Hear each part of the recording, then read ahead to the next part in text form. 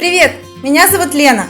На своем канале я готовлю полезные сладости без сахара. Сегодня я покажу вам, как приготовить простейшее арахисовое печенье всего из 3 ингредиентов. Это соленое печенье, оно очень вкусно и без подсластителя. Такой вариант идеален для тех, кто пытается отучить себя от сладкого.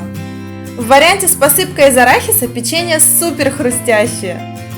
А в варианте с шоколадной начинкой внутри просто невероятно вкусное.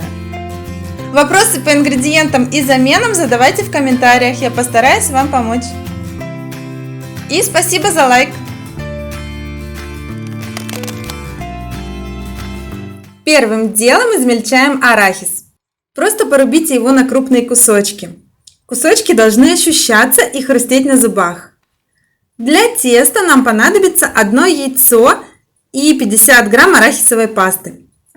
Также к яйцу добавляем 1 грамм соли. Можно добавить и подсластитель, это на ваш вкус. И начинаем взбивать. Взбиваю простым ручным миксером. Вот увидите, все получится отлично и даже не требуется разделять на белки и желтки. Нужно лишь немного терпения. У меня взбивание заняло 2,5 минуты. Вот такая пена получается. Она не должна быть неподвижна, но должна быть очень пышная и воздушная. Если вы не уверены, достаточно ли, лучше повзбивайте еще немного. И порциями вмешиваем взбитое яйцо в арахисовую пасту. Перемешиваем аккуратно лопаткой снизу вверх. На первой порции яйца постарайтесь хорошо промешать пасту. На этом этапе можно добавить еще что-нибудь необычное, например, корицу, какао или сушеный чеснок. Главное, не все вместе. Вот такое пышное тесто получается.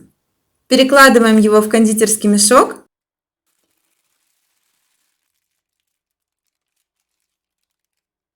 Если вам не важна форма, то проще простого выложить печенье ложкой на противень.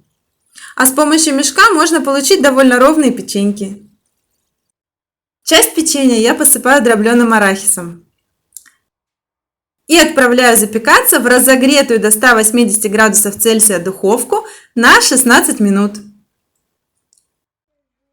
Главный признак готовности – печенье легко отходит от коврика. И чтобы получить хрустящее печенье, обязательно дождитесь, чтобы края печенюшек подрумянились. Вот такое хрустящее оно получается. А с орешками вообще шикарно хрустит.